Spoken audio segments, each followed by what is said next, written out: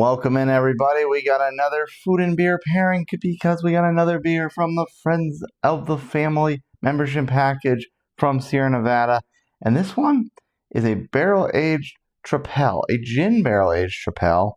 And its recommended pairing was steamed mussels, smoked gouda, and pears.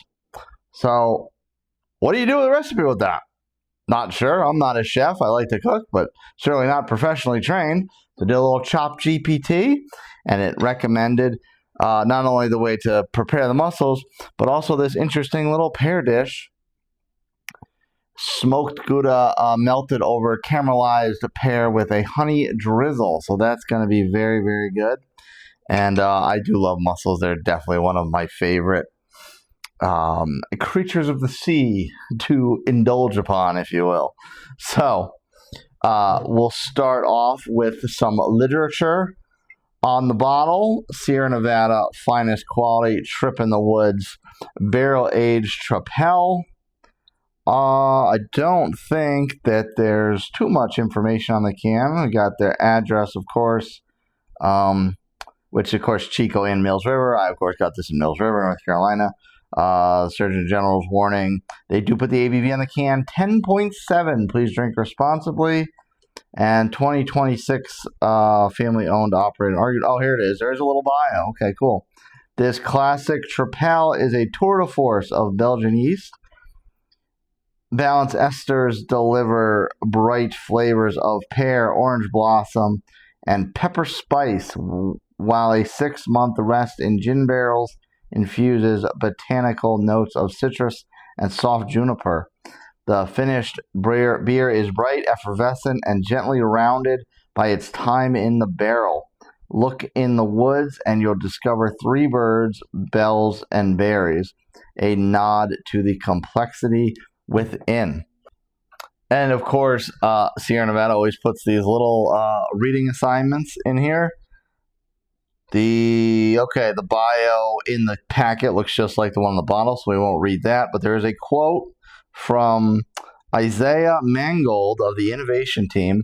The fermentation comes through with bright pear and apricot notes and a soft spice underneath. The rest in gin barrels adds a smooth mix of oak, citrus peel, and botanicals, and the touches of vanilla, juniper, and wormwood give it a balanced, refined finish.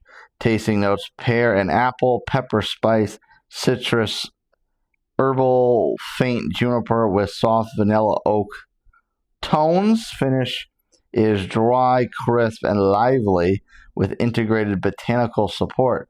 Color is ochre.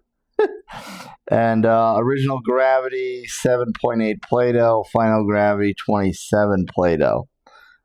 Pairing steamed mussels, aged gouda, and gin poached pears. I didn't poach them in gin, but alas. And on Untapped, no bio, but a fair amount of check-ins. I got this in, I want to say March, and it's now available to public, so it's likely that it's already, I'm shooting this at the end of May or midway through May. And I got this in March, so it's already been made available to the public. So the check-ins have bumped up a little. 496 total, 481 unique, 420 ranked, 4.09. So for a barrel-aged beer, that is very, very good. All right, I do not want to let my supper get cold, so we will prep my palate. I got all these yummy onions and garlic in here, so I'm going to grab a little bit of those and toss them into the shell.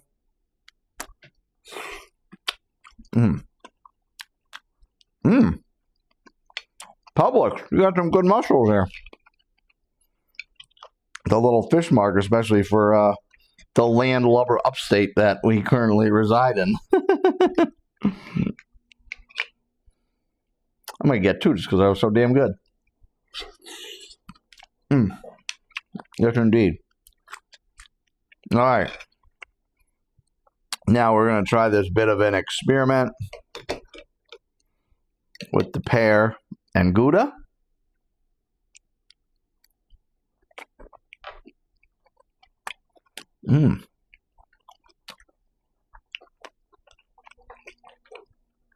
There's a big sweetness, so the caramelization in the pan must have worked. And that kind of funkiness of the Gouda really got dialed down. So that's nice. And then, of course, with the honey, well, of course, there's honey on it, so that's probably where the sweetness comes from as well. The pepper actually gives a nice little pop to that. All right, before we turn into a mukbang channel and I start stuffing my face too much, we'll take the cage off.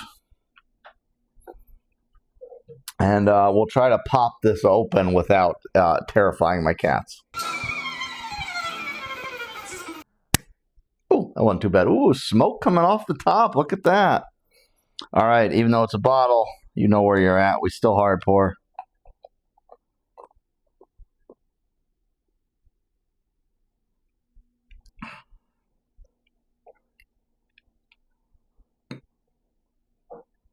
All right, we'll set that down. I'm going to have a nice little collection of these Sierra Nevada corks by the time we're done with this box, or this membership, I suppose. All right, color-wise, it is an interesting, almost pinkish type of orangey red.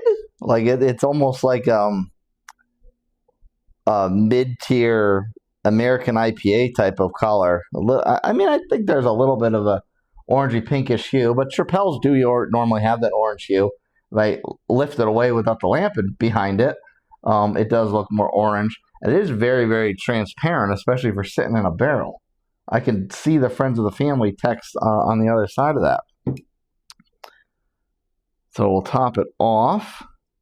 And yes, indeed, it does have a diaper white head. So let's get the aromatics.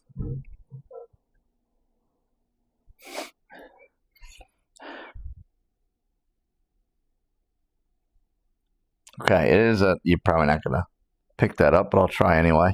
It's a little bit of an active head. All right, it does have that traditional Belgian-y funk. But you know what I do smell? A very noticeable pear and apple. Very, very strong, actually. Kind of a mix between the two. I kind of think more apple just because I don't eat as much. Other than these in front of me, I don't really eat as many pears. But it doesn't totally smell like apple, so it's kind of a mix between the apple and the pear. And that's largely what I'm getting. Maybe a little lemony, zesty pop. Does not smell, well, I shouldn't say that. There is a little bit, the lemony pop is kind of morphing into a little bit of a gin and tonic aroma. So I think the barrel essence is there in the aroma. So it's hit on, I'd say, most, if not all, of the notes in here.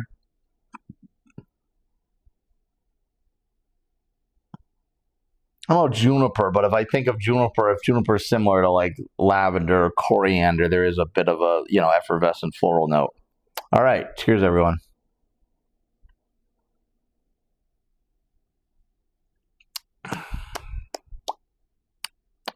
Oh, it's my boot. Oh, well, the Narfoot right now is number one, but this one is just pushing it. It's challenging. Oh, wow. Oh, wow, indeed. So that, and I remember it said dry, and there is a bit of a drying mouthfeel to it. I won't say it's on the finish, because it's kind of dry in the center of the palate, and the effect is kind of felt around your mouth.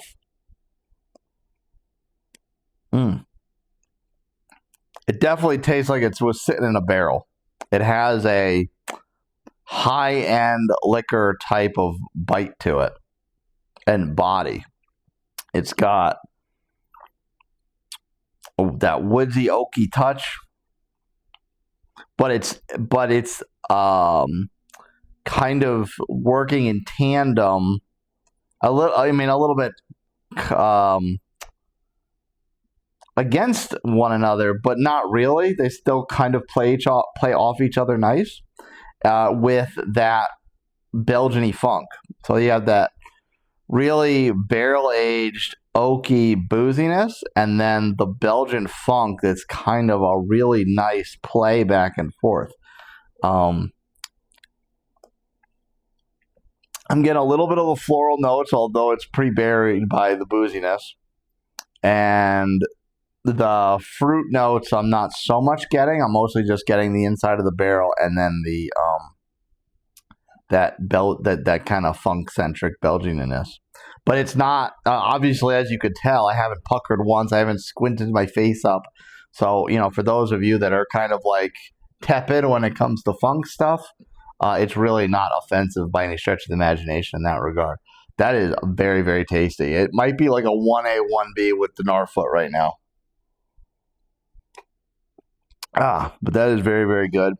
You will see the other one in this box, which was a Weizenbock, I guess would be the proper way to pronounce it based on the other type of similar beer words. So you'll see that one next. For the few videos in between, I like to, space out these friends bottles a little bit. But you'll see that after a few more videos in between, you'll see that one, and then the next two, which actually are both IPAs.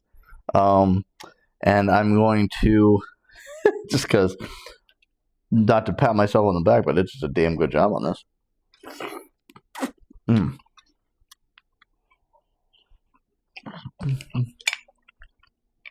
Have one more of those. Oh, one more pair. Before you sign off, very, very good. The pairing really goes excellent. Nothing is contrasting each other in my mouth. And, yeah, this is damn tasty. Sierra Nevada, hats off to you. Cheers, everyone. We'll see you next time.